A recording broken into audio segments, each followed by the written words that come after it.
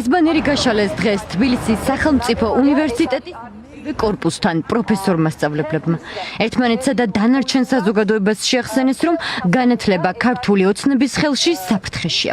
ბერძნული ფილოლოგიის ფაკულტეტის ლექტორებმა განათლების სისტემაში რეფორმად შეფუთული დრაკონული ცვლილებები გააპროტესტეს, რომლებიც ძალაში უკვე სულ ცოტა ხანში შევა. ის რაც დღეს ხდება, ეს არის რომ სიმონ ყაუხჩიშვილი უკვე მესამედ მოხვდეს რეპრესიაში. ორჯერ უკვე საბჭოთა რეჟიმის დროს, ახლა მესამედ გამოდის, რომ დამოუკიდებელი საქართველოს დროს ვიმეორებთ იგივე გზას.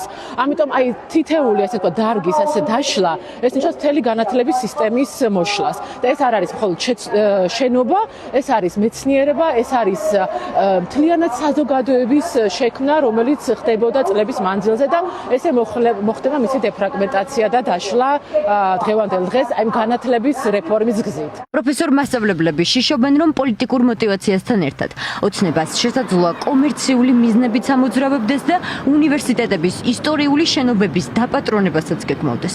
განათლების სფეროს სპეციალისტები არ გამორიცხავენ, რომ ივანიშვილს პარტიის ყულობის შევსება სწორედ უმაღლესი სასწავლებლების ძარცვისა და მითვისების ხარჯზე სურდეს.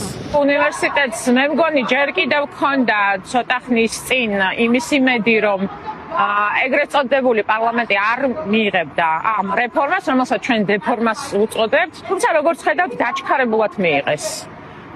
ეს ცვლილებები, რომელიც იმდენად ბუნდოვანია, რომ ჩვენ ახლა ვდგავართ და საუბრობთ იმაზე, რა სურპრიზს ბრჭყალებში გვიმზადებს პრემიერად წოდებული კობახიძე უნივერსიტეტებს. ახლა ვდგავართ მერვე კორპუსის წინ. ელინისტების აქცია აბსოლუტურად გაუგებარია ამ ინსტიტუტს საერთოდ რა ბედი ეწევა. ვიცით რომ აი ამ კორპუსების ინტერესია, მთელი ინტერესი არის ფინანსური, რომ გააყიდონ ეს შენობები. ივანიშვილის დეპუტატებმა რეჟიმის პრემიერის ხელმძღვანელობით გამოცდილი სანდო სპეციალისტების გვერდისავლით განათლების სისტემაში ცვლილებები უკვე შეიმუშავეს. საკანონმდებლო ორგანოში დაჩქარებული წესით განიხილეს და დაჩქარებული წესითვე დამტკიცეს. ეს კი იმას ნიშნავს, რომ უკვე თვეზე ნაკლები რჩება, ვიდრე ისინი ამოქმედდება. ერთი ქალაქი, ერთი ფაკულტეტი, შემცირებული წლები ბაკალავრიატისა და მაგისტრატურის საფეხურებზე, დაფინანსების რადიკალურად შეცვლილი წესი, რომელსაც ცენტრალიზებულად მხოლოდ მთავრობა დაადგენს. განათლების მკვლევრები დარწმუნებულები არიან, რომ თითოეული ცვლილების მიზანი უმაღლეს სასწავლებლებში აკადემიური თავისუფლებისა და ავტონომიურობის მოსპობაა. ცხადია რეჟიმისთვის არც განათლება, არც ისტორიული მეხსიერება, არც კულტურა არ არის მნიშვნელოვანი. რეჟიმის წარმომადგენლებისთვის ერთადერთი მნიშვნელოვანი ფაქტორი არის ფული. შესაბამისად, ჭავჭავაძის გამზირზე ცხინვალე ისტორიული შენობები, რომელიც არის უნივერსიტეტის საკუთრება, ქართველი ერის ისტორიული და კულტურული განძი, ამ ყველაფერს აღიქვამენ როგორც ფულის წყაროს. შესაბამისად, ამ შენობების გაყიდვა, გასხვისება, გაცამტვერება არის რეჟიმის პირდაპირი ამოცანა. რაც საზოგადოების ჯანსაღმა ნაწილმა არ უნდა დაუშვას, რადგან ეს საფრთხე შეეხება თაობებს. განათლების რეფორმად შეფუთულ ცვლილებებს აკრიტიკებენ ილიას სახელმწიფო უნივერსიტეტის პროფესორ მასწავლებლები, რომლებიც ამ ცვლილებების დაანონსების პირველივე დღიდან მოითხოვენ გასაჯაროვდეს იმ ექსპერტთა სია, რომელთაც რეფორმაზე იმუშავეს. ილიას სახელმწიფო უნივერსიტეტის სამართლის სკოლა კრიტიკულ განცხადებას ავრცელებს.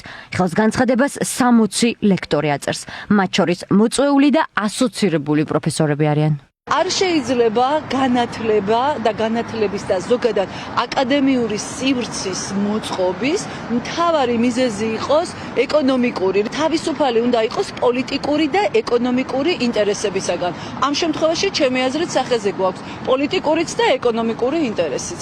ეს რეფორმა არა მარტო მნიშვნელოვნად აზიანებს ილიას სახელმწიფო უნივერსიტეტის მოქმედ სტუდენტებს, არამედ მომავალ სტუდენტებსაც კი არცდევს პოტენციურ შესაძლებლობებსა და შანსს იმისას, რომ უნივერსიტეტში ისწავლოს.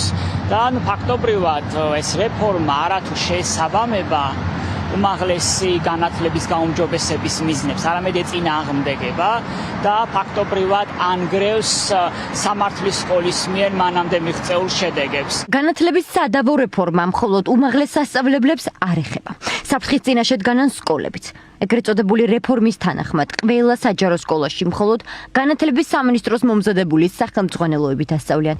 სკოლებში მოსწავლეებს მობილური ტელეფონების გამოყენებას აუკრძალავენ, ხოლო პირველ მე-6 კლასებში სავალდებულო სასკოლო ფორმები დაბრუნდება. სკოლაში შესვლა მხოლოდ 6 წლის ასაკიდან იქნება შესაძლებელი. მე-12 კლასი ნებაყოფლობითი გახდება, ხოლო მე-11 კლასი პროფილურ სწავლებას დაეთმობა.